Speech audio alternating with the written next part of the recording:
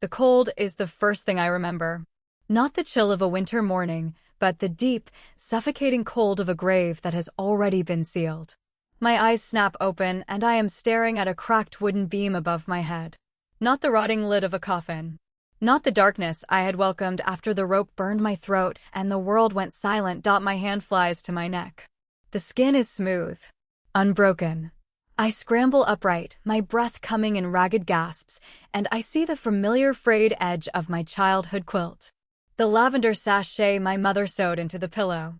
The morning light filtering through the paper window. I am 14 again. 2 years before I met Lu Ming. 2 years before I gave him everything. 2 years before he traded me for a marquis's daughter and watched me hang.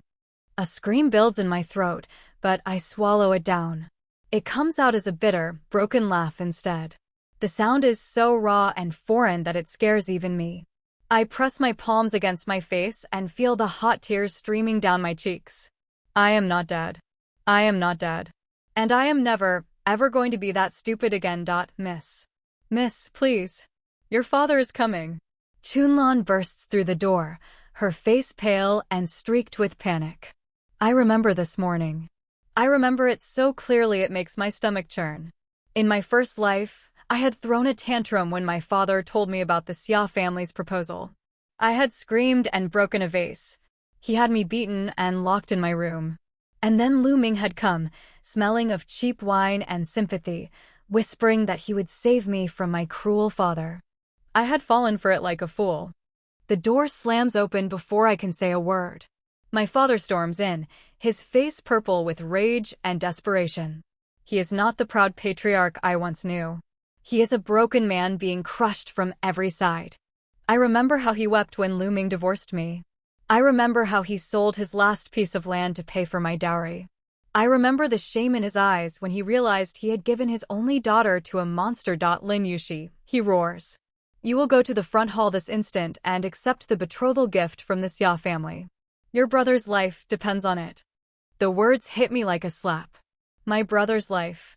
In my past life, Lin Jia had fallen from his horse a month from now. His leg had been ruined. He had never walked properly again. He had never taken the imperial exams. He had died of fever 3 years after my marriage, alone and forgotten. And I had been too busy playing the devoted wife to a man who was already betting another woman to notice. But this time, the fall is happening today. I see it now. The Xia family scheme. The scholar's manipulation. The slow poisoning of my family's fortune. They are all circling like wolves around a wounded deer. And they think I am just a stupid girl who can be bought and sold and thrown away. No, I say. My father freezes. His mouth opens and closes like a fish gasping for air. He has never heard me speak like this. My voice is flat and cold and absolute. No trembling. No tears. No pleading. No, I repeat, swinging my legs over the side of the bed. I will greet the Xia family envoy. But I will not accept their gift. I will break the table it sits upon. I will call them thieves and usurpers. I will scream so loud the entire market square will hear their treachery. By the time I am finished, they will be so shamed they will retract their offer themselves. My father stares at me as if I have grown a second head. His rage falters, replaced by confusion. Yushi, what has gotten into you? I stand up and walk toward him. My legs feel weak, but I do not let them shake. I meet his eyes and I see the fear behind his anger. He is terrified. He is watching his family collapse and he does not know how to stop it. I have gotten my wits back, father, I say quietly. Now give me 1 hour. 1 hour to fix what they have set in motion. And if I fail, you may lock me in my room and throw away the key. He hesitates. The doubt wars with desperation in his eyes. But I see the moment he gives in. He is too tired to fight. Too broken to argue. Fine, he whispers. 1 hour. I turn to Chunlan. The red dress. The one with the gold embroidery. And fetch the jade hairpin from my mother's jewelry box. The one she wore on her wedding day. Chunlan gapes at me. But miss, that hairpin is do it, I snap. I am going to war. 1 hour later, I walk into the front hall with my head held high and my spine straight as a blade. The Xia family's agent, a greasy, puffed-up merchant named Wei, is already seated at the table. He has laid out his offering like a man laying out scraps for a starving dog. A small wooden box of coins. A bolt of gaudy silk. A single paper scroll detailing the so-called marriage contract. My father sits to my left, pale and trembling. My mother hovers in the doorway, wringing her hands. Wei grins at me, showing yellow teeth. Ah, the lovely Miss Lin. I have heard so much about your beauty. My master will be most pleased. I do not smile. I do not bow. I walk straight to the table and look down at his offering. The coins are counterfeit. The silk is rotting at the edges. The contract is a trap designed to transfer ownership of my father's remaining warehouses to the Xia family. I remember this moment from my past life. I had wept. I had begged. I had made a fool of myself. And Wei had gone back to his master and reported that the Lin family was too weak to fight back. Not this time. I pick up the contract and read it aloud. Every clause. Every trap. Every humiliating detail that would have bound me and my family to those vultures for the rest of our lives. Wei's grin falters. My father goes pale. And then I scream. It is a terrible sound. A wailing, shrieking, blood-curdling howl of a woman wronged. I throw the contract to the floor and stamp on it with my foot. I grab the edge of the lacquered table and, with all the strength I can muster, flip it over. Coins scatter across the floor. The silk tears. The porcelain tea set shatters into 1,000 pieces. How dare you? I shriek, my voice shaking with fury. How dare you come into the house of a defeated man and offer a pauper's ransom for his daughter? You think you can steal our trade secrets by taking me as a wife? You think I do not know that your master, Xia Zheng, sold our designs to the southern merchants last autumn? You are worse than common street rats. You come to gloat over a corpse, not to offer a marriage. Wei is on his feet now, his face white as chalk. You insolent wretch. This is an insult. My master will not stand for this. Your master can choke on his counterfeit coins. I scream back. Tell him that if he comes near my family again, I will march to the county magistrate myself and lay out every piece of evidence of his thievery. I have been keeping records, Wei. Every single one of his crimes. And I am not afraid to use them. It is a bluff.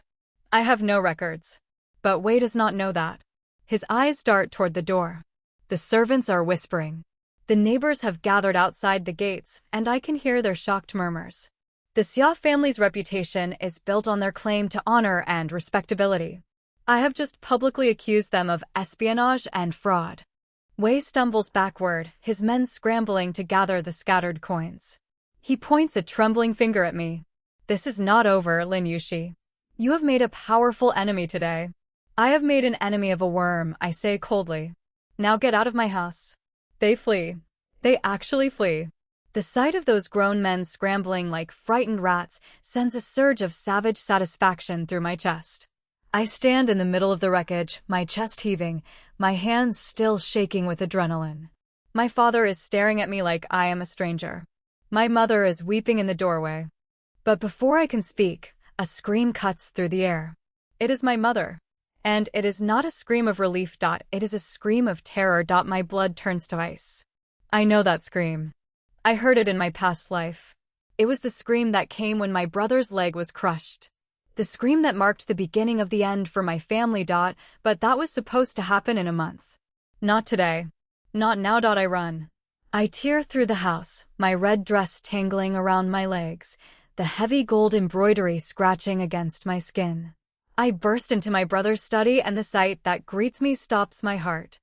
Lin Jia is on the floor, his face contorted in agony, his leg twisted at a sickening angle. A discarded wooden sword lies beside him. He has slipped on moss. The same moss that was supposed to be cleaned yesterday. The same moss that I had asked Chunlan to remove. In my rush to confront the Xia family, I forgot. But he is not alone. A tall figure is kneeling over him, his hands pressing down on my brother's leg with calm, practiced authority. He wears the dark, simple robes of a martial artist. His face is sharp, hawk-like, with eyes the color of weathered bronze. I know this face. I saw it once, at a distant imperial hunt. He was standing at the edge of the gathering, shrouded in shadow, while the other princes basked in the emperor's favor. Prince Xiao, the third son of the emperor. The one they whisper is the most dangerous man in the capital. The one who was exiled to the edges of the empire for reasons no one dares to speak aloud. And he is kneeling over my brother. Don't move him, he commands, his voice low and resonant. He turns to look at me, and his eyes narrow. He assesses me in a single glance. My ruined dress. My flushed face. The wild, desperate look in my eyes. What happened, I demand, my voice cutting through the chaos. Your brother slipped on moss, the prince says, his tone clipped. He tried to walk it off. It is a clean break, but a serious one. If it is not set properly, he will never walk again. I drop to my knees beside him, ignoring the sharp pain that shoots through my legs. I do not care about propriety. I do not care about my ruined dress or my shattered reputation. I care about my brother. The only person in this family who ever looked at me without seeing a burden. Please, I say, my voice cracking. You are a prince. You have resources. You have connections. I beg you. Save my brother. I will pay any price. His eyes flicker with something. Surprise, perhaps. Or interest. I am a girl who just publicly humiliated a powerful merchant family. I am a girl who is now kneeling in the dirt, begging a banished prince for help. I am no physician, he says slowly, a dangerous smile curling at the edges of his lips. But I know a good one. He is expensive. And he owes me a favor. The payment will be steep. Name it, I whisper. He leans closer. His breath is warm against my ear. You have just accused a merchant of espionage. You have created a storm, Lin Yushi.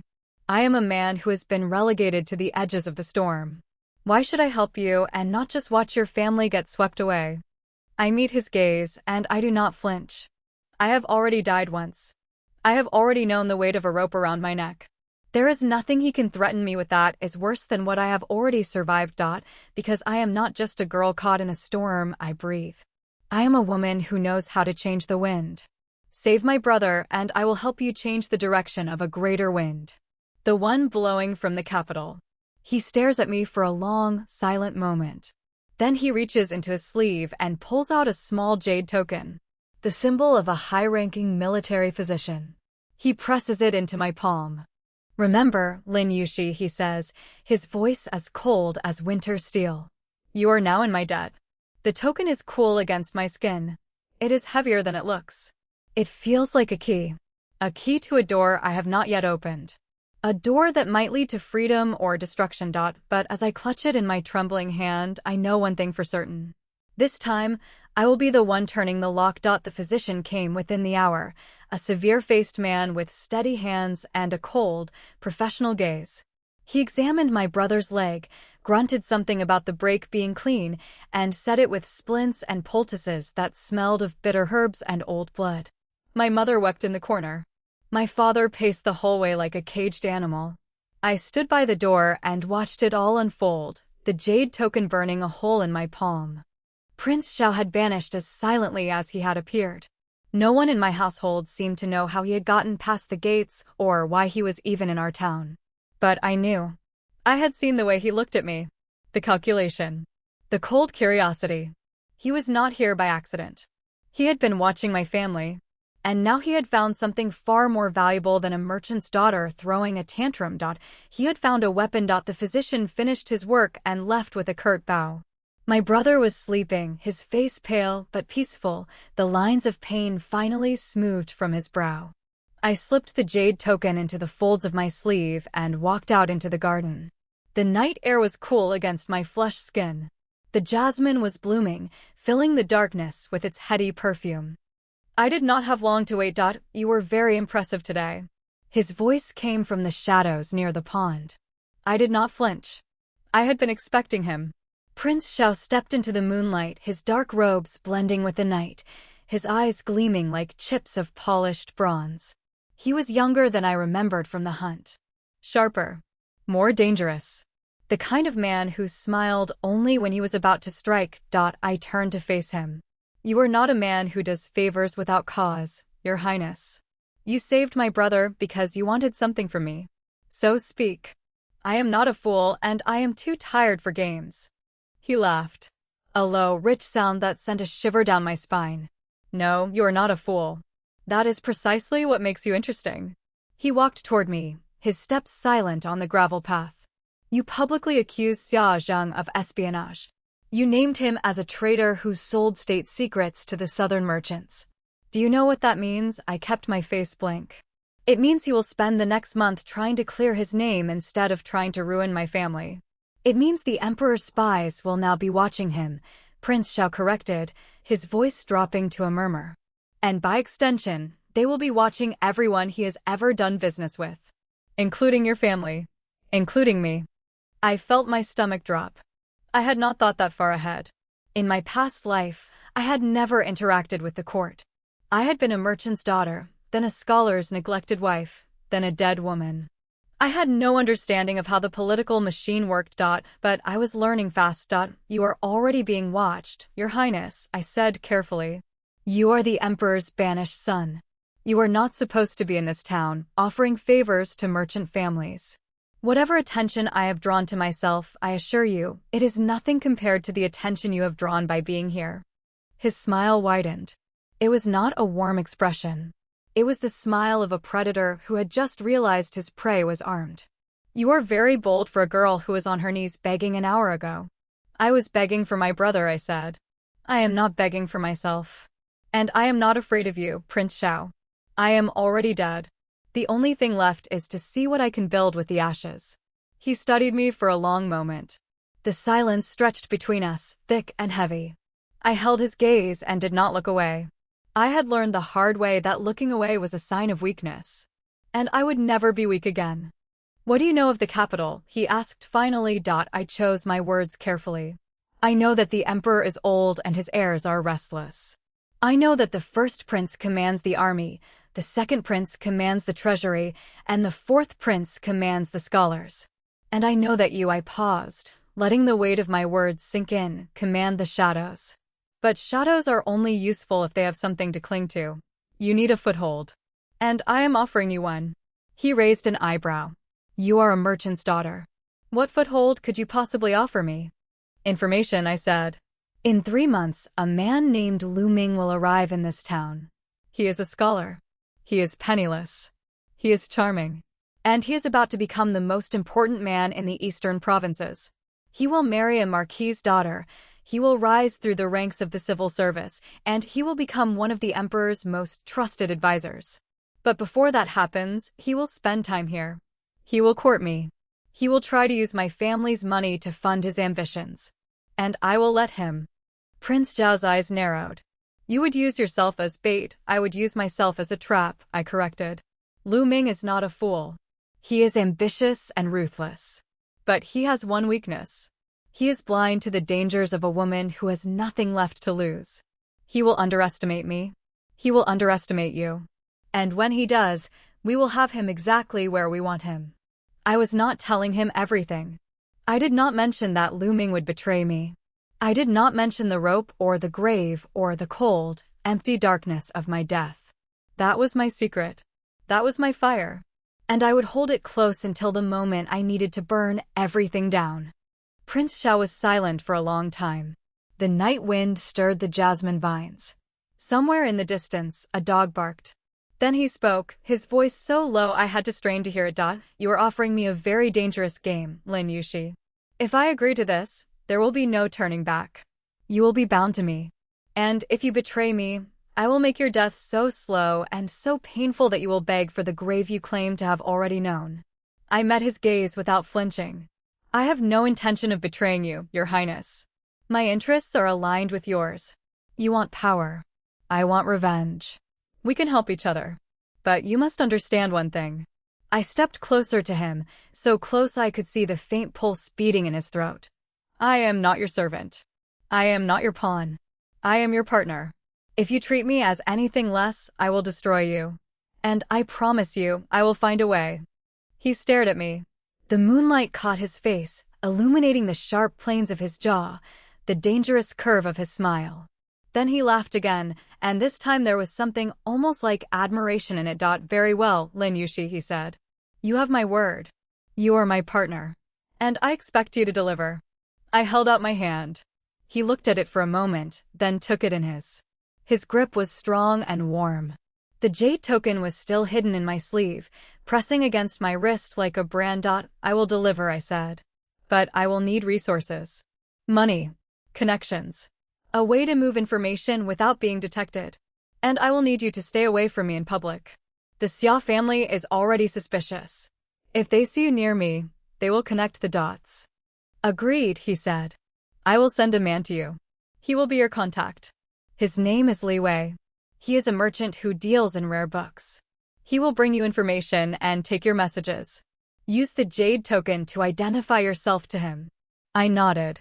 And looming, what do I tell him when he arrives? Prince Xiao released my hand and stepped back into the shadows. Tell him nothing. Let him believe he is seducing a naive merchant's daughter. Let him believe he is the clever one. And then, when he least expects it, we will move.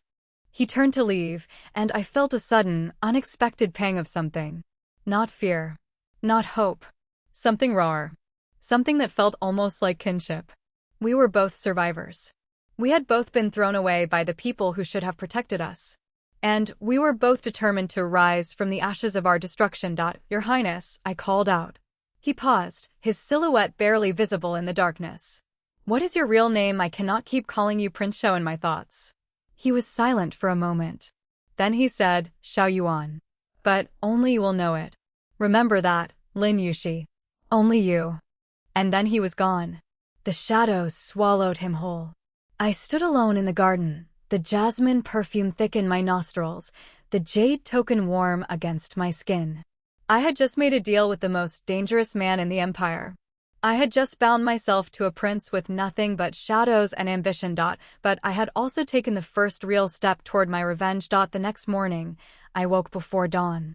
My mother was still asleep, exhausted from the previous night's ordeal. My father was in his study, staring at a pile of unpaid debts. My brother was resting, his leg elevated, a small smile on his face when he saw me. I dreamed you saved me, he said weakly. There was a man with dark eyes. He had a jade token. And you were standing over me like a general. I smiled and smoothed his hair back from his forehead. I will always save you, Jia. That is my promise. Now rest. You have to get strong again so you can take the imperial exams and become the greatest scholar this family has ever seen. He nodded, his eyes already closing. I stayed with him until he fell asleep, then slipped out of the room. Chunlan was waiting for me in the hallway, her face pale and worried. Miss, she whispered. The Xia family is spreading rumors about you. They are saying you went mad. That you are cursed. That anyone who marries you will meet a terrible end. I laughed. It was a cold, sharp sound that made Chunlan flinch. Good. Let them spread their rumors. Let them think I am mad. Let them underestimate me. I walked toward the main hall, my steps purposeful. What is on the schedule for today? Chunlan blinked, clearly thrown by my matter-of-fact tone. The linen shipment from the south. It is due to arrive this afternoon. But the Xia family controls the docks. They have been holding our goods for inspection for weeks. The docks, I repeated. I had an idea. A dangerous one. But I was done playing it safe. Fetch my cloak, Chunlan. And a plain one. No embroidery. I am going to the docks myself. But miss, it is not safe. Nothing is safe, I said, and I meant it. I had been suffocated by safety in my past life. I had been protected and coddled and kept in my gilded cage while everyone around me plotted my destruction. Never again. If the Xia family controls the docks, then I am going to find out exactly how they are doing it.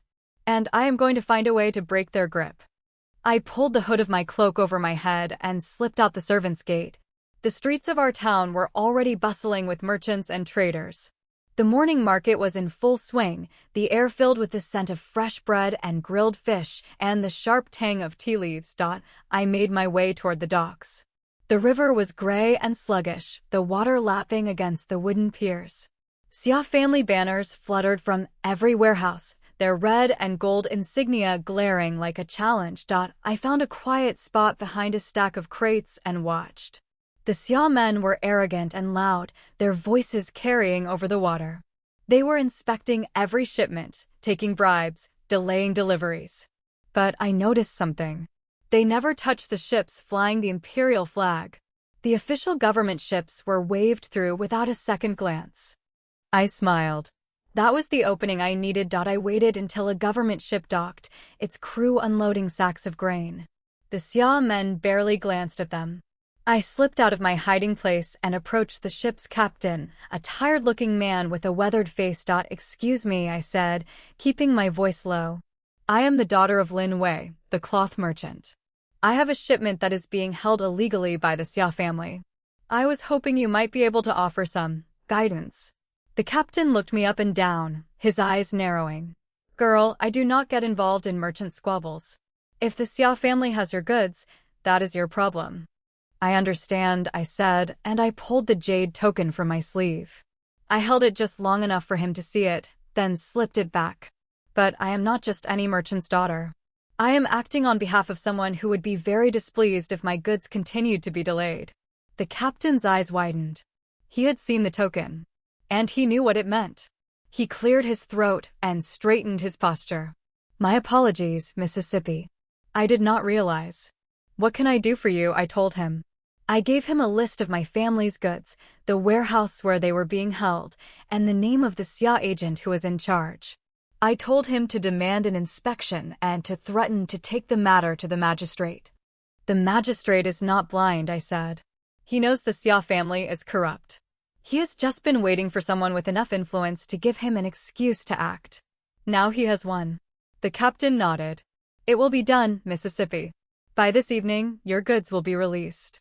I thanked him and slipped away. I was walking back through the market, my heart pounding with satisfaction, when I saw him. Lu Ming.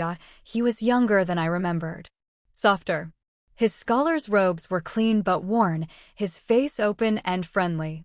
He was standing near a bookstall, chatting with the vendor about a rare edition of poetry. I had forgotten how charming he could be. How easily he could make you feel like you were the most important person in the room. I felt the old familiar anger rise in my throat. The memory of his cold eyes. The sound of his voice telling me I was used goods. The feel of the rope against my skin. But I pushed it down. I smiled instead. I smiled and walked toward him, my steps light, my heart a cold, hard stone. Excuse me, I said, my voice sweet and innocent. I could not help but overhear. Are you looking for the edition of Li Bai? My father's collection has it. He might be willing to lend it to a fellow scholar. Lu Ming turned. He looked at me, and I saw the moment he noticed my face, my figure, the wealth I could not quite hide beneath my plain cloak. His eyes lit up with interest. Miss Lin, he said, his voice smooth as honey. I am Lu Ming. I just arrived in town. I have heard a great deal about your family's reputation. I smiled. I let him see the warmth in my eyes, the flush on my cheeks. I let him believe I was exactly what he wanted. And somewhere, in the depths of my cold, dead heart, I began to plan his destruction. Lu Ming was exactly as I remembered him. Polished. Patient. Predatory in the way that only a man who had nothing to lose could be. He stood at my family's gate 3 days after our first encounter, a bundle of carefully selected poetry in his hands, his smile as warm as summer honey. I watched him from my window and felt nothing but cold, crystalline clarity. You have been thinking about me, he said when I descended to greet him. His eyes swept over me with practiced subtlety. He was cataloging my worth. My dress. My jewelry. The servants who bowed to me. I let him see exactly what he wanted to see. A scholar who appreciates Li Bai is rare in this town, I replied, letting my voice carry just a hint of shyness. I could not stop wondering if you had found the edition you were looking for. He laughed. It was a pleasant sound. I remembered how it used to make my heart flutter. Now it only made my skin crawl. I have not found it yet, Miss Lin. But I was hoping you might be willing to show me your father's collection. I have heard it is one of the finest in the province. I led him into the main hall. My father was absent, still dealing with the aftermath of the Xia family's retreat. My mother was resting. The household was quiet, which was exactly what Lu Ming had been counting on. A young, impressionable merchant's daughter. A private audience. The perfect opportunity to begin his seduction. He was graceful. He praised my father's collection. He quoted poetry with such passion that even I, who knew his true nature, almost believed him. He painted himself as a struggling scholar with grand ambitions, a man who had been wronged by fate but refused to give up. I nodded. I smiled. I let him see the admiration in my eyes. And in my mind, I was remembering the last time I had seen him. The coldness in his voice. The way he had turned his back while they tightened the rope. The way he had told me, with such casual cruelty, that I had outlived my usefulness. Miss Lin, he said, leaning closer. I must confess. I have been thinking about you. Your intelligence. Your kindness. The way you light up a room without even realizing it. I felt the bile rise in my throat. I swallowed it down. You flatter me, Scholar Lu. I am just a merchant's daughter. I have nothing to offer a man of your talents. You have everything, he breathed. You have a heart that sees beyond wealth and status. You have a spirit that refuses to be broken. I have met many women in my travels, but none like you. I let my cheeks flush. I let my eyes drop. I let him believe he was winning. You are too kind, I whispered. That evening, I wrote my first message to Prince Xiao. The jade token was hidden in the hollow of a tree in the garden. Li Wei, the rare book dealer, would collect it in the morning. Lu Ming is here. He is targeting me as expected. He believes I am naive and easily swayed. I will play along. But I need you to find out who is funding him. He is too confident to be acting alone. There is a patron behind him, someone with deep pockets and political ambitions. Find out who it is. I will send word when he makes his first move. I sealed the message and slipped it into the hollow. The night was silent. The jasmine was still blooming, its scent heavy and cloying. I stood in the darkness and listened to the sound of my own heartbeat. The next week was a careful dance. Lu Ming came to the house every other day. He brought small gifts. A hairpin. A scroll of poetry. A box of sweets from the capital. I accepted them all with demure smiles. I let him hold my hand for a moment longer than was proper. I let him whisper sweet words in my ear when no one was watching. And I watched him. I watched the way he looked at the silver in my mother's hair. I watched the way he counted the servants. I watched the way his eyes lingered on the deed to our warehouse that my father kept in his study. He was not just after me. He was after everything I owned. But I was not the same girl he had destroyed. I was a woman who had already seen the ending of this story. And I was determined to rewrite it. Prince Zhao's response came through Li Wei 3 days later. A small folded note, written in a hand so precise it looked like printed text. Lu Ming's patron is Xia Zheng. They have been in correspondence for 6 months. Xia is funding his education in exchange for a promise of influence once Lu Ming secures a government post. They are working together to destroy your family and divide your assets. Be careful. He will propose soon. I will be watching. My hands trembled as I read the note. Xia Zheng. The same man I had publicly humiliated. The same man who had been trying to destroy my family for years. And Lu Ming was his puppet. Their alliance was not just about money. It was about revenge. Lu Ming had been sent here specifically to finish what the Xia family had started. I felt the cold fire ignite in my chest. They had been plotting my destruction before I even knew I was a target. They had been circling like wolves for months, and I had walked right into their trap in my past life. But not this time. This time, I had seen the cards before they were played. I burned the note in my candle flame and watched the paper curl into ash. Lu Ming proposed to me 3 days later. He knelt in my mother's garden, a ring in his hand, his face so earnest and sincere that even Chunlan, who had been suspicious of him from the start, looked moved. Lin Yushi, he said, his voice trembling with practiced emotion. I know I am not wealthy. I know I have nothing to offer you but my heart and my ambition. But I promise you I will rise. I will become the most powerful man in the eastern provinces. And you will be at my side. You will be the Lady Lu, envied by all. Please. Say you will marry me. I looked at him. I saw the hunger in his eyes. The greed. The desperation. He was not asking me because he loved me. He was asking me because he needed my father's money. He needed the dowry. He needed the connections. And I needed him to think I was still the naive girl he could manipulate. Yes, I said, letting tears stream down my face. Yes, Lu Ming. I will marry you. He kissed my hand. His lips were warm and soft. I remembered them on my neck. I remembered them whispering cruel words in my ear. I smiled through my tears and let him believe my father was furious. He stormed into my room that night, his face red with rage. A penniless scholar, you want to marry a penniless scholar after everything I have done to protect you. After the Xia family's insult, you are throwing away your future for a man who has nothing to his name. Father, I said calmly. Please. I know what I am doing. I love him. You are a fool, he spat. You are just like your mother. Always dreaming. Always believing the pretty words of men who only want your money. I let him rage. I let him scream. I let him threaten to disown me. It was exactly what had happened in my past life. And then Lu Ming had arrived, playing the concerned suitor, promising to take care of me. It had driven a wedge between my father and me that had never healed. But this time, I had a plan. That night, I slipped out of my room and made my way to the garden. Prince Xiao was waiting for me in the shadow of the old willow. He was dressed in dark robes, his face half hidden in the darkness. You are playing a very dangerous game, he said.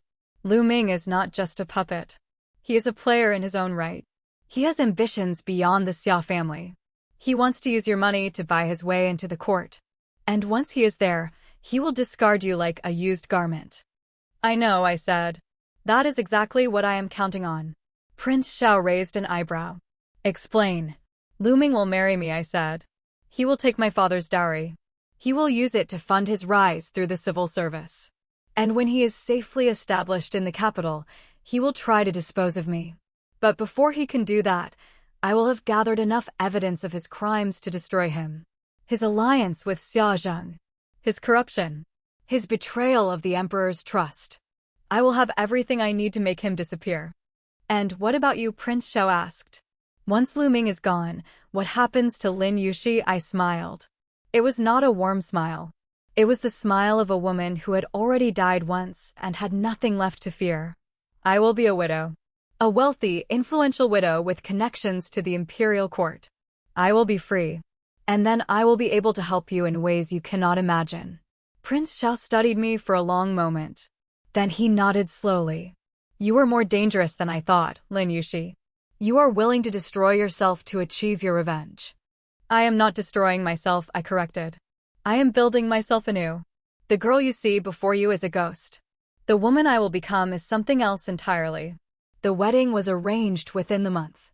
My father resisted until the very end, but my mother pleaded with him. My brother, still recovering from his injury, looked at me with troubled eyes. Sister, he said when he found me alone in my room. I do not trust that man.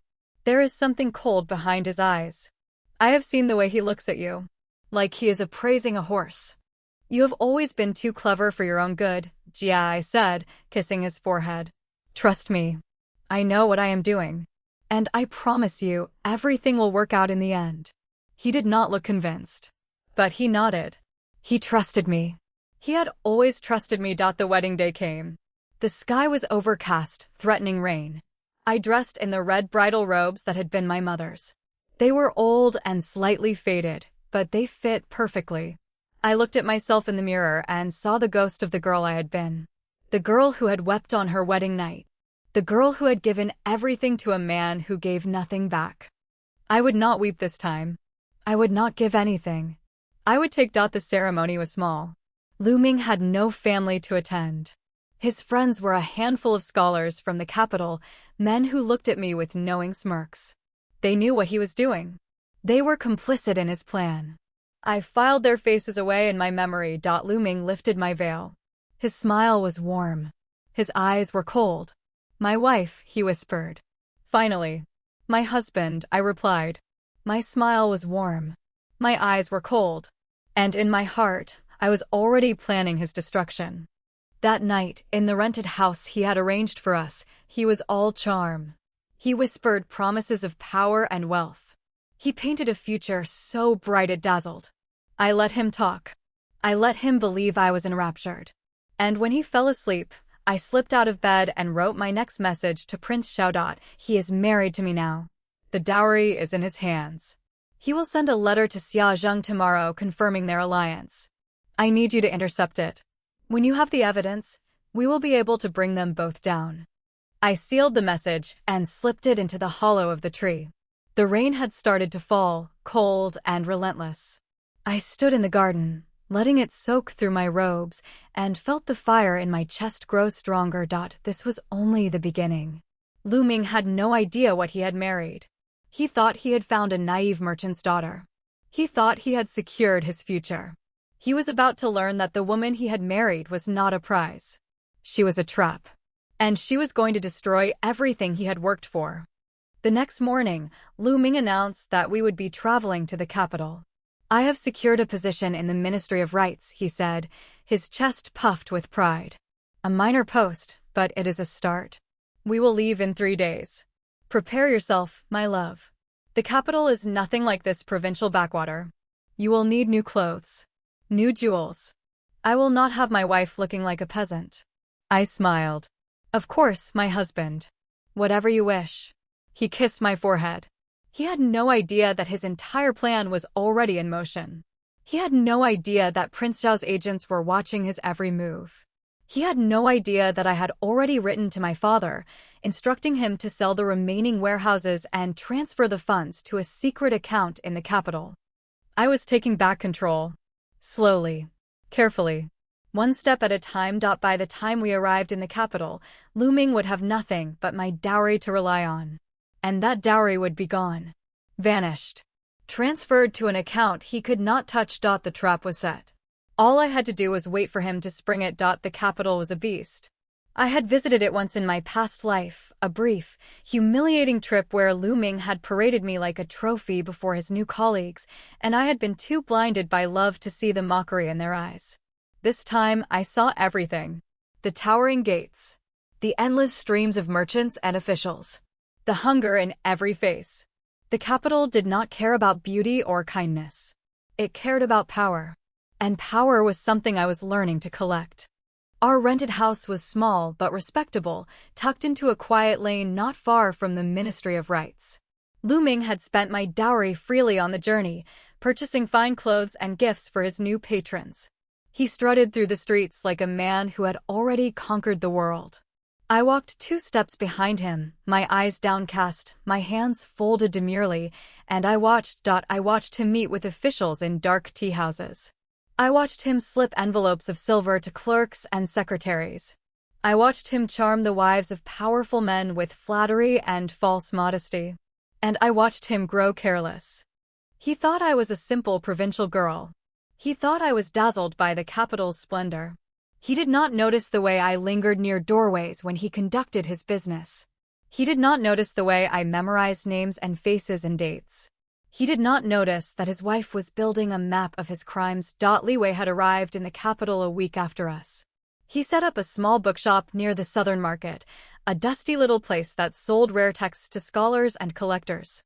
I visited him twice a week, always with Lu Ming's permission, always claiming I was looking for new poetry to read. He is meeting with Xia Zheng's agents tomorrow night, Li Wei said on my 3rd visit. His voice was low, barely audible over the rustle of pages. There is a warehouse near the eastern docks. They are moving gold. Your dowry. I felt the familiar cold fire ignite in my chest. How much? All of it. He is transferring it to a joint account under the Xia family's name. In exchange, Xia Zheng is securing him a promotion. He will be elevated to senior secretary within the month. Then we move tonight, I said. I need you to intercept the transfer. Can you do it? Li Wei smiled. It was a thin, sharp smile that reminded me of Prince Xiao. The prince has already arranged it. The gold will be intercepted at the dock and replaced with counterfeit. By the time Lu Ming discovers the loss, it will be too late. The real gold is already being moved to a secure location. Your location. I felt a surge of relief so powerful my knees almost buckled. Thank you. And the evidence, gathered, he said. Letters. Witness statements. Bank records. We have enough to destroy him. The prince is waiting for your signal. I nodded. I was not ready to give that signal yet. Lu Ming had not hurt me in this life. He had not put the rope around my neck. But I remembered. I remembered the coldness in his eyes. The casual cruelty. The way he had watched me die without a flicker of remorse. He deserved everything that was coming to him, but I wanted more than his destruction. I wanted to feel his fear. I wanted to see the moment he realized he had been outplayed. That night, I served Lu Ming his dinner with my own hands. Steamed fish. Pickled vegetables.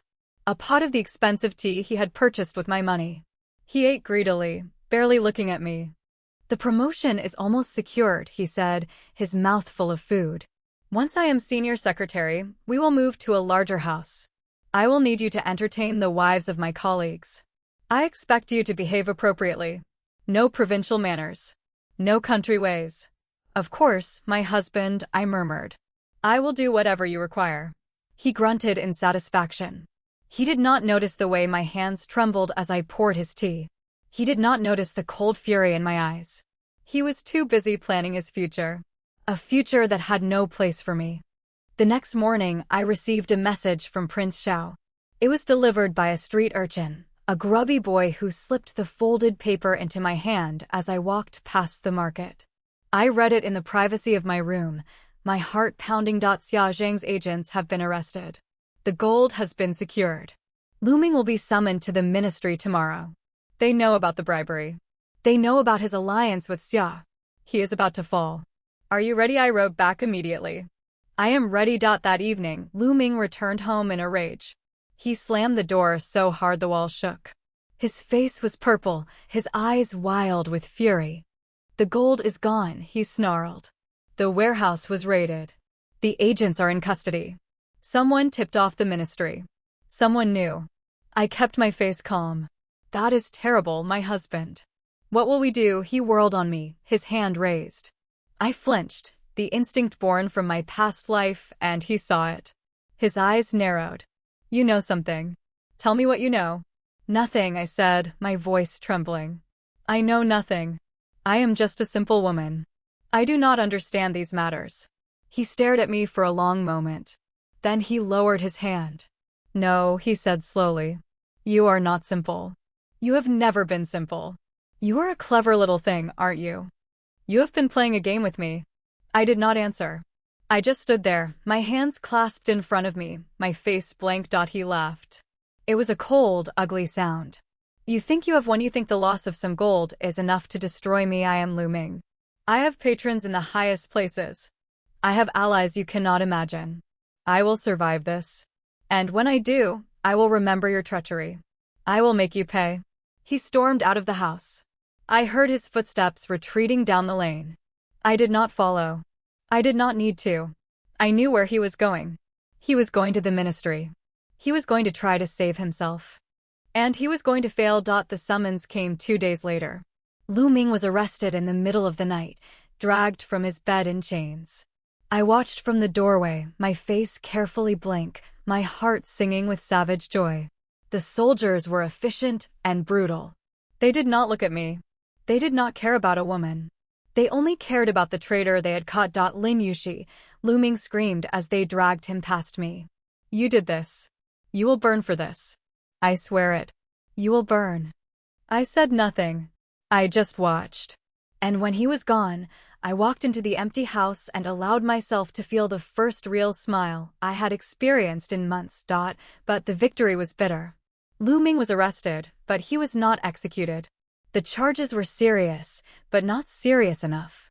He was stripped of his rank, exiled from the capital, and forbidden from holding any government office again. It was a punishment, yes, but it was not the punishment he deserved. He had tried to destroy my family. He had tried to destroy me. And all he got was exile. I felt the rage rise in my throat. "This is not enough," I said to Li Wei when he visited me that night. "He should be dead. He should be begging for mercy." Li Wei shook his head. "The prince cannot move openly. Xia Zhang is still powerful. If we push too hard, we risk exposing the prince's involvement. This is a setback for Lu Ming, not a defeat. He is not dead, but he is broken. That is enough for now." It was not enough, but I nodded. I had to trust the prince. I had to trust the game. The next month was quiet. Lu Ming was gone. The Xia family had retreated. My father wrote to me, his letters full of cautious hope. The family business was recovering. My brother was walking again, his leg almost fully healed. The world was moving forward. And I was alone. I had no husband, no family in the capital, no allies except the prince and his agents. I sat in the empty house and stared at the walls and wondered what came next. Then Prince Xiao came to visit me. He arrived in the middle of the night, as always, slipping through the shadows like a ghost. I was sitting in my room, reading a book I had borrowed from Li Wei's shop, when I heard the soft scrape of footsteps on the roof. Your Highness, I said without looking up. You are getting predictable. He laughed. It was a low, warm sound. And you are getting arrogant, Lin Yushi. You have won one battle. There is a war ahead. I set down the book and looked at him. He was standing in the doorway, his dark robes blending with the shadows. His face was unreadable. What is the war? I asked. The emperor is dying, he said. The succession is not settled. The first prince commands the army. The second prince commands the treasury. The fourth prince commands the scholars. And I command the shadows. But shadows are not enough to win the throne. I need something more. I need allies. I need connections. And I need you. You want me to be your ally, I said slowly. Your partner. I want you to be my wife, he said. The words hung in the air between us. I stared at him, my mind reeling. Your wife, I repeated. I am a widow. A merchant's daughter. I am nothing. I am nobody. You are the woman who destroyed Lu Ming, he said. You are the woman who outplayed Xia Zheng. You are the woman who made a deal with a banished prince and held her own. You are not nobody.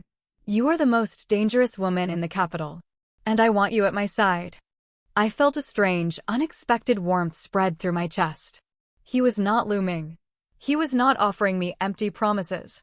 He was offering me a chance to be something more. To be someone. But I had been burned before.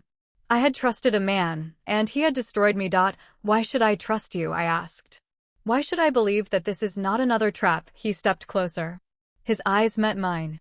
And for the first time, I saw something other than calculation in them. I saw something almost like honesty. Because I am not Lu Ming, he said. I do not lie to the people I respect. And I respect you, Lin Yushi. I have never met a woman like you. I have never met anyone like you. I wanted to believe him. I wanted to trust him. But the memory of the rope was still fresh in my mind. The memory of Lu Ming's cold eyes. The memory of dying alone and forgotten. I need time, I said. I need to think. He nodded. Take all the time you need. But do not take too long. The throne will not wait. He turned and disappeared into the shadows. I sat in the silence and stared at the empty doorway. My heart was pounding. My mind was racing. I had survived. I had won. But I was still trapped. Trapped by my past. Trapped by my fears. Was I ready to trust again? Was I ready to love again? I did not know the answer. But I knew one thing. I was not going to let fear rule my life. I had died once. I had come back. And I was determined to live. Really live. Not just survive. Not just plan revenge. But live. The next morning, I wrote a letter to Prince Xiao. I will marry you. But on one condition. You will never lie to me. You will never betray me. And if you break your word, I will destroy you. I have already died once. I am not afraid to die again. But I will not be made a fool of. I sent the letter with Li Wei. And I waited. The reply came that evening. A single sheet of paper. One sentence. You have my word. I read the words over and over. My hands were trembling. My heart was soaring. I was not sure if I was making the right choice. I was not sure if I was trusting the right person. But I was sure of one thing. I was done being a victim. I was done being controlled. I was going to take my life into my own hands. And if that meant marrying a dangerous prince and walking into the heart of the storm, so be it. The wedding was arranged in secret. No public announcement. No grand ceremony. Just a quiet exchange of vows in a small temple, witnessed by Li Wei and a handful of the prince's trusted agents. I wore a simple blue dress. He wore black. We stood before the altar and promised to stand by each other. And when the ceremony was over, He took my hand and led me out into the night. Welcome to the shadows, Lin Yushi, he said. It is not a comfortable place, but it is where the real power lies.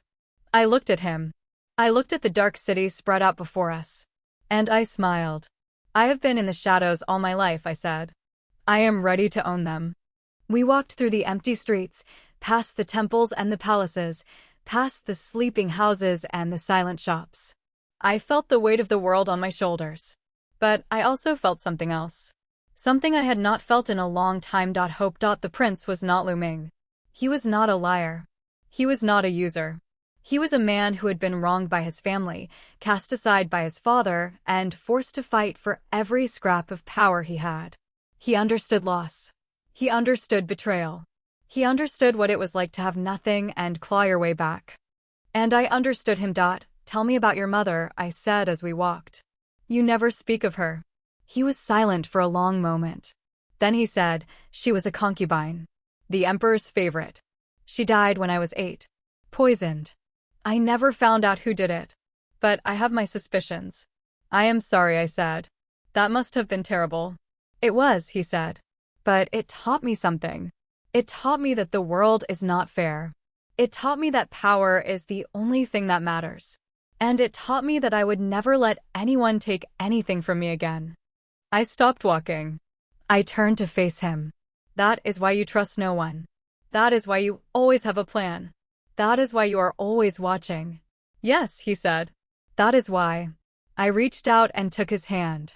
His fingers were cold. But they did not pull away. Then let me tell you something, I said. I am the same. I have been betrayed. I have been destroyed. I have been left to rot. And I came back. I came back because I refused to be broken.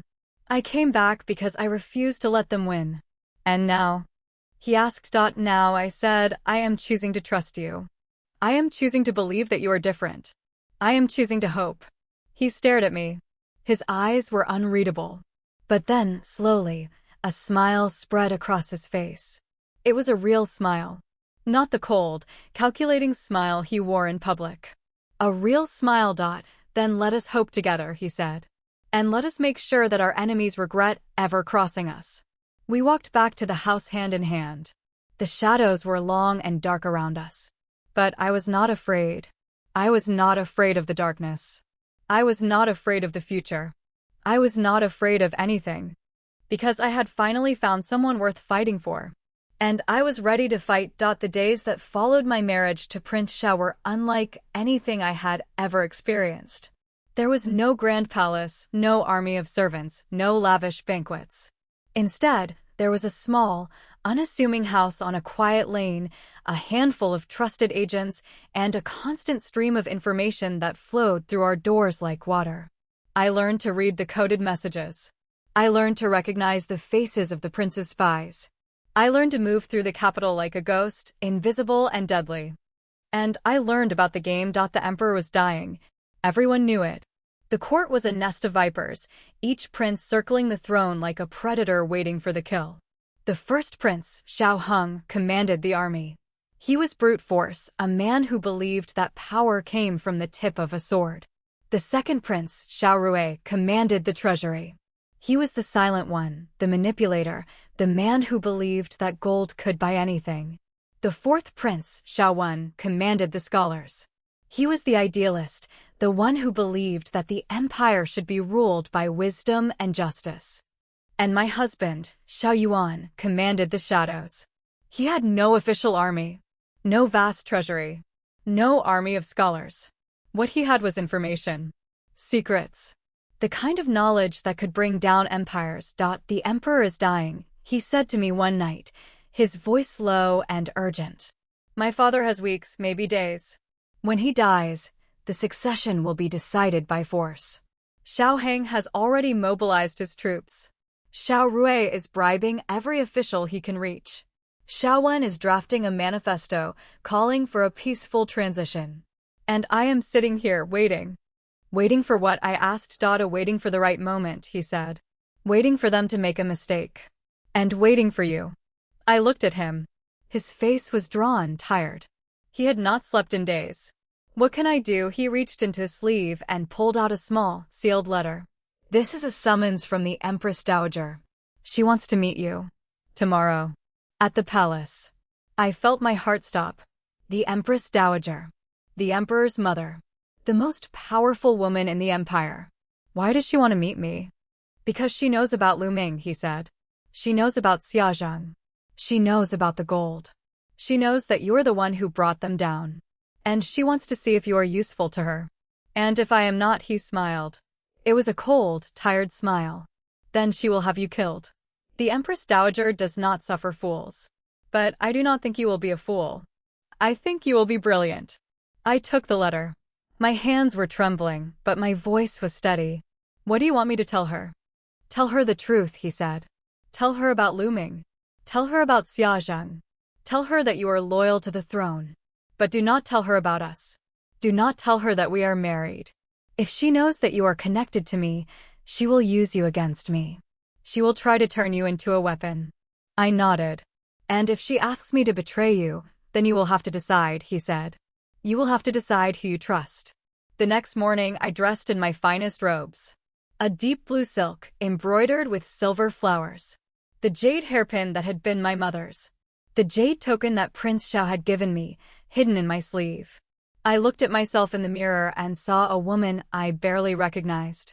Not the naive girl who had been tricked by a scholar. Not the vengeful widow who had destroyed her husband. A woman. A player. A queen. The palace was overwhelming.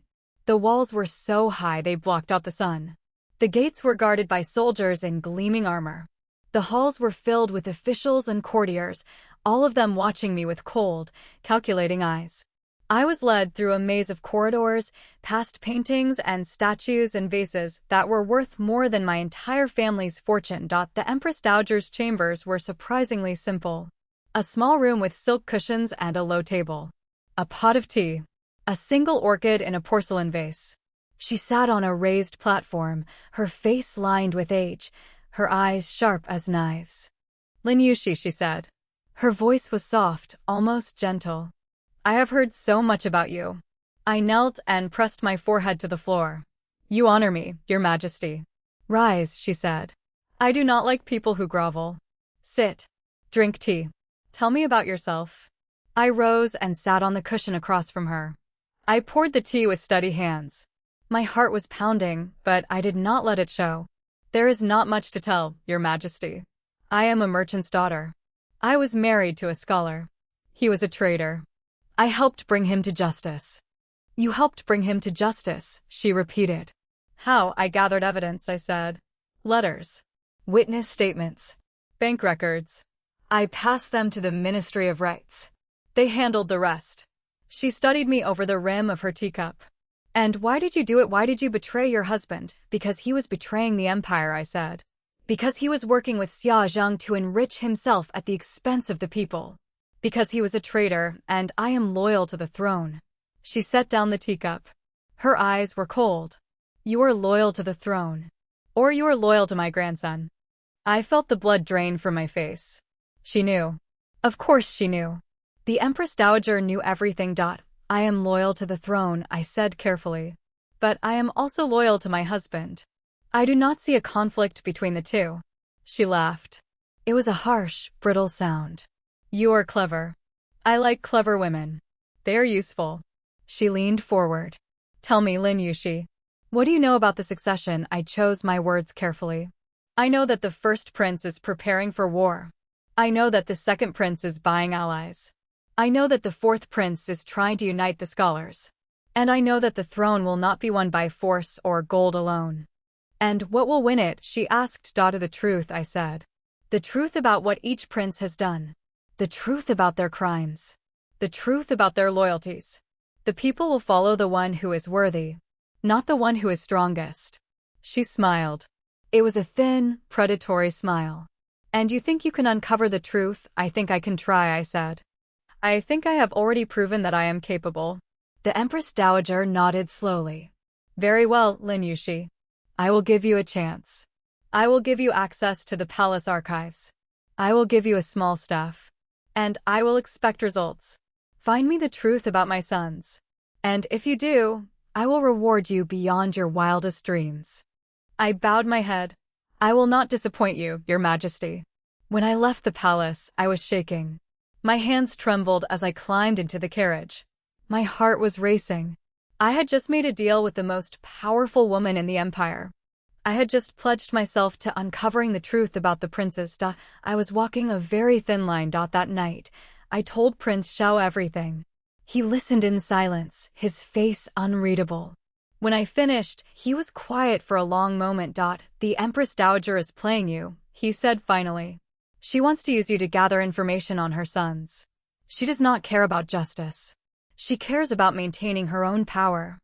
I know, I said. But I can use her.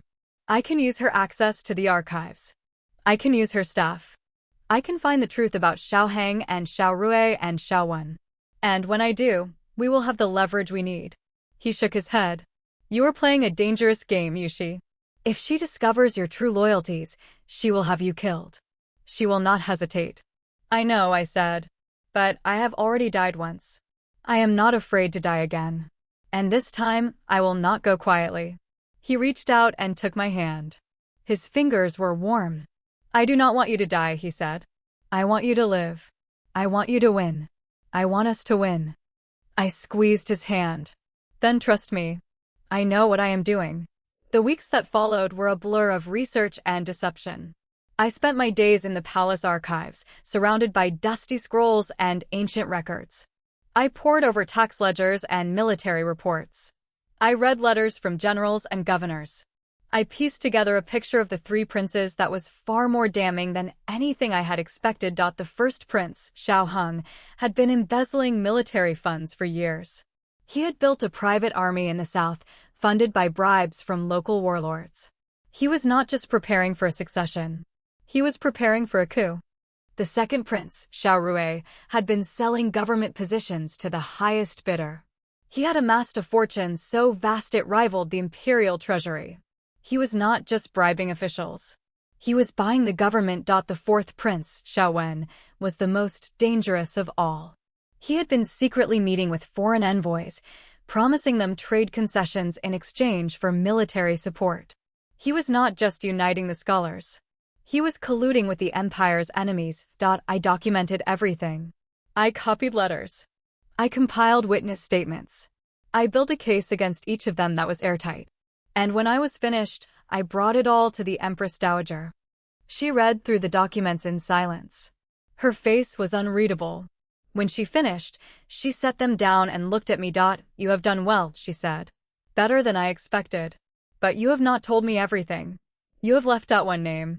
My third grandson. Xiao Yuan. I kept my face blank. I have found no evidence of wrongdoing on Prince Xiao's part, Your Majesty. He has been in exile for years. He has no power. No influence. He is not a threat to the throne. She smiled.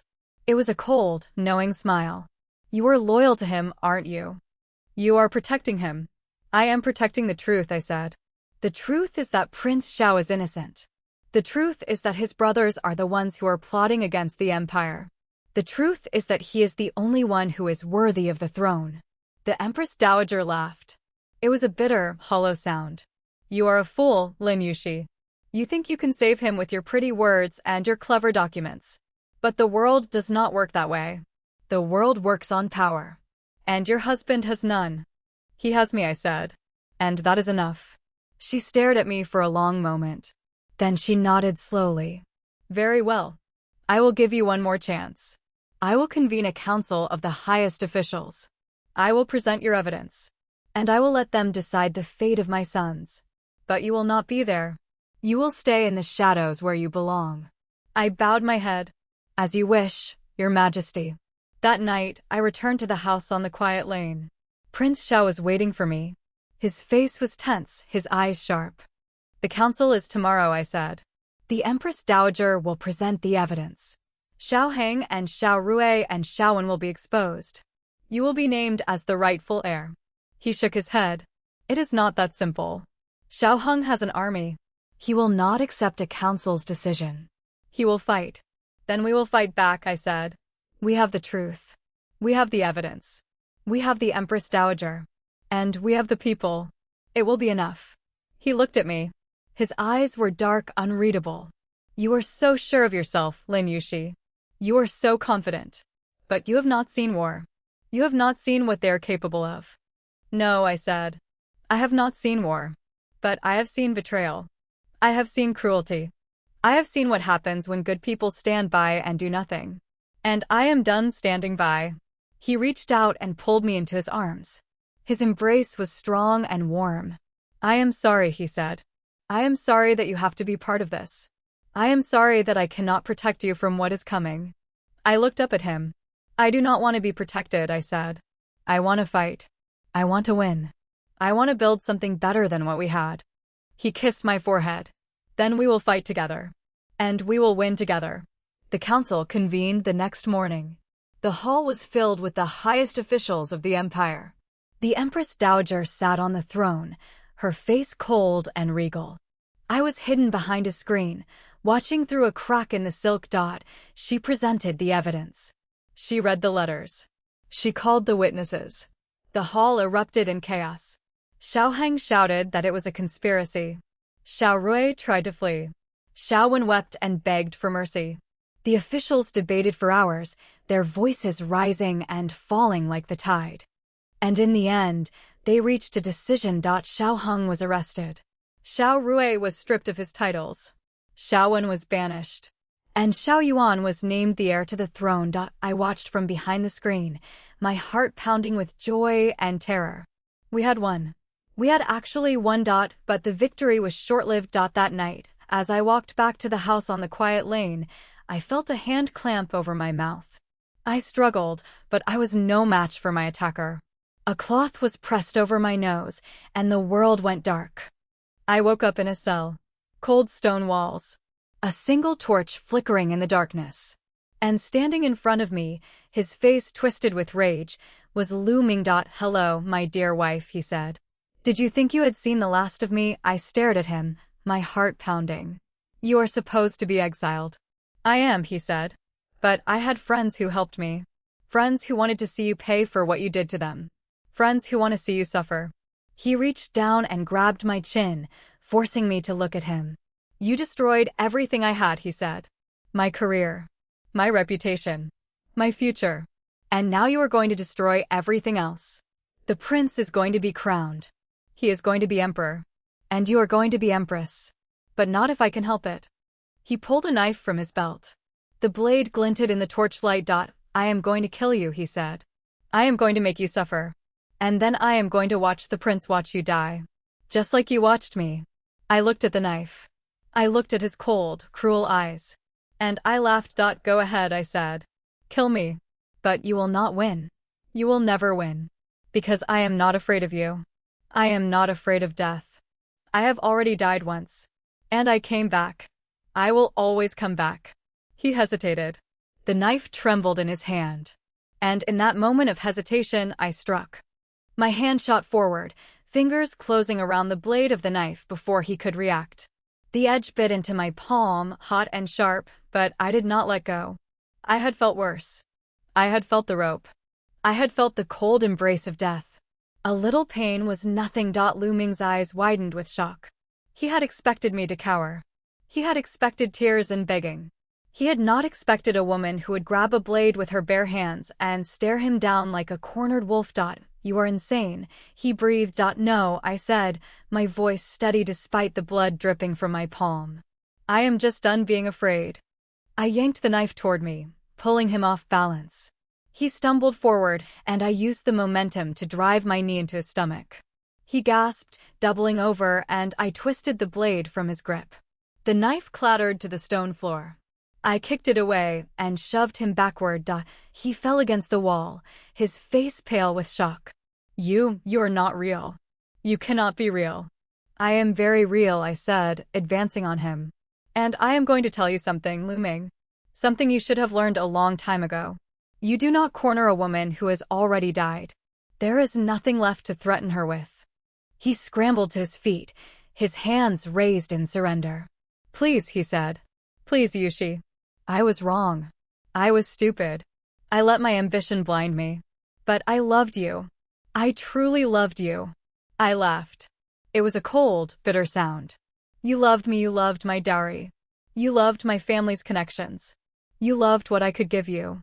But you never loved me. You never even saw me. I saw you, he insisted. I saw you that day in the market. The way you smiled. The way you looked at me like I was the only man in the world. I saw you, Yushi. I really did. That girl is dead, I said. You killed her. You killed her when you put the rope around her neck. And I am what came back. So do not stand there and tell me you loved me. You do not know what love is. He opened his mouth to argue, but I did not give him the chance. I lunged forward and grabbed the collar of his robes, slamming him against the wall. His head cracked against the stone, and he groaned. Where are we? I demanded. Who else is here? Tell me everything, or I swear I will make your death so slow you will beg for the rope you gave me. He stared at me, his eyes wide with terror. He saw the truth in my face. He saw that I was not bluffing. We are in the old Xia family warehouse, he gasped. Near the eastern docks. There are 5 guards outside. They are loyal to Xia Zhang's son. They were supposed to hold you until we decided what to do with you. Until you decided what to do with me, I repeated. And what was your plan? Kill me, torture me, sell me, all of it, he admitted. Xia Zhang wanted you dead. He wanted to send a message. But I thought maybe we could negotiate. Maybe you could be useful. I released him and stepped back. Negotiate. With me. After everything you have done. I know it sounds foolish, he said, his voice trembling. But I have nothing left. My reputation is destroyed. My career is over. Xia Zhang is in hiding. I have no money, no allies, no future. But you're about to be empress. You could help me. You could give me a second chance. I stared at him. The man who had destroyed my life. The man who had watched me die. The man who had tried to kill me again. And he was asking for my help. You are pathetic, I said. You are the most pathetic man I have ever met. He fell to his knees. Please, Yushi. Please. I am begging you. I will do anything. I will be your servant. Your dog. Just let me live. I looked down at him. And in that moment, I felt nothing. No anger. No pity. No joy. Just a cold, empty indifference. Lu Ming, I said. I am going to give you one chance. One. If you help me escape, I will let you live. I will even let you leave the capital. I will not hunt you down. But if you try to betray me again, I will kill you. And this time, I will not hesitate. He nodded frantically. Yes. Yes. I will help you. I swear it.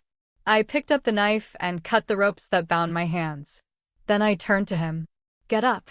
Show me the way out. He scrambled to his feet and led me through a maze of dark corridors. The warehouse was vast and filled with rotting crates and broken furniture.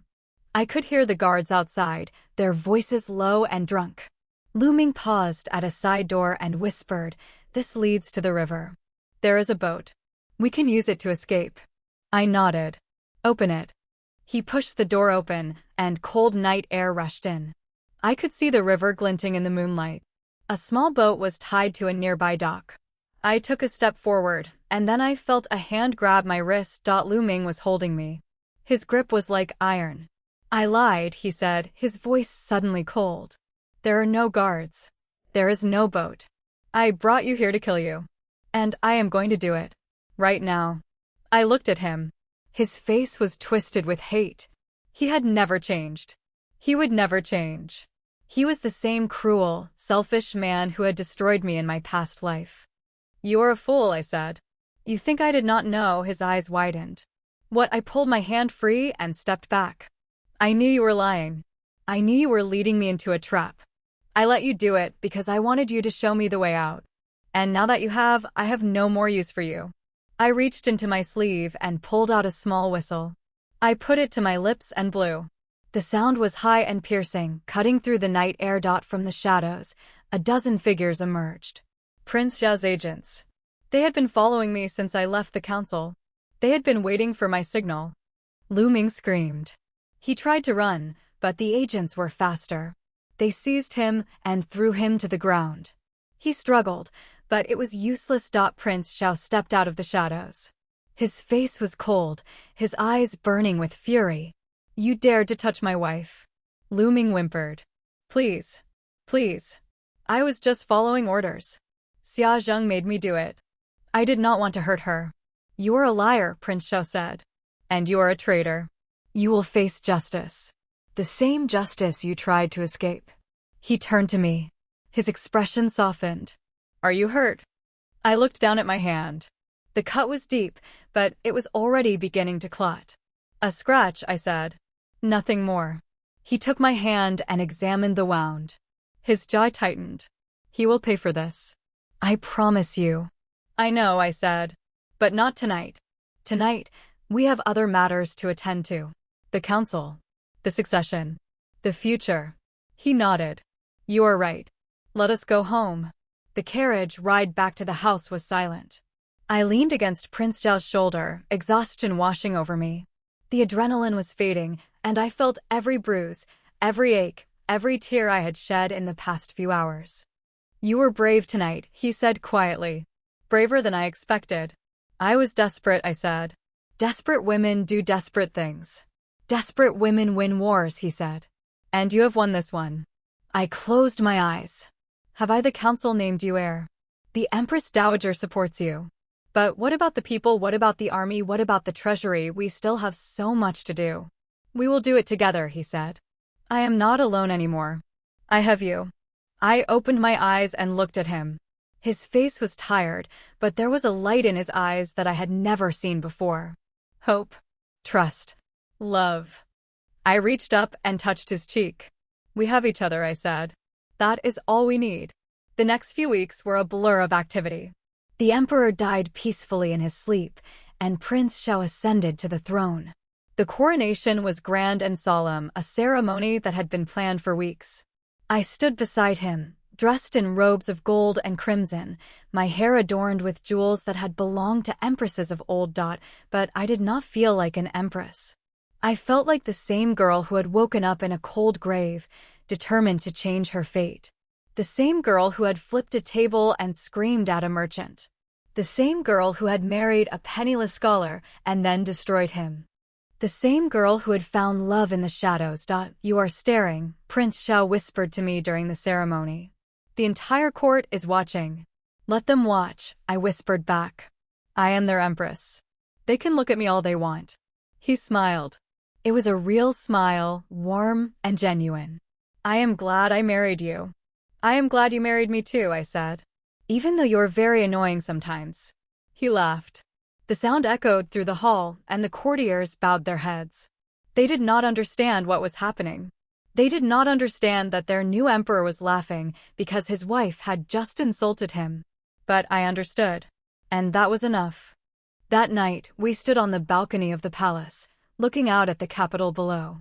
The city was quiet, the lights flickering like stars in the darkness. What happens now? I asked. What happens after the coronation? Now we rule, he said. Now we build. Now we make sure that the empire is strong and just. And now we make sure that no one ever suffers the way we suffered. I looked at him. You are a good man, Xiao Yuan. A better man than I deserve. I am not a good man, he said. I am a man who has done terrible things to survive. But I want to be better. I want to be the man you believe I can be. I took his hand. Then we will become better together. We will build something new. Something beautiful. Something that will last for centuries. He turned to me. I love you, he said. I have never said that to anyone before. But I love you, Lin Yuxi. I felt tears prick at my eyes. I love you too, I said. I never thought I would say that again. I never thought I would trust anyone again. But I trust you. And I love you. He kissed me. It was a soft, tender kiss, full of promise and hope. And in that moment, I felt the last of the darkness leave my heart. The years that followed were not easy. There were rebellions to put down, plots to uncover, enemies to defeat. But we faced them together. We built a new court, one that valued loyalty over birth, merit over money. We opened schools for girls. We reformed the tax system. We brought peace to the provinces. And we had children. 2 sons and a daughter. They were loud and stubborn and beautiful. They reminded me every day of what I was fighting for. Lu Ming was executed. I did not attend the execution. I did not need to. His death did not bring me peace. Peace came from living, from building, from loving. Xia Zheng died in prison.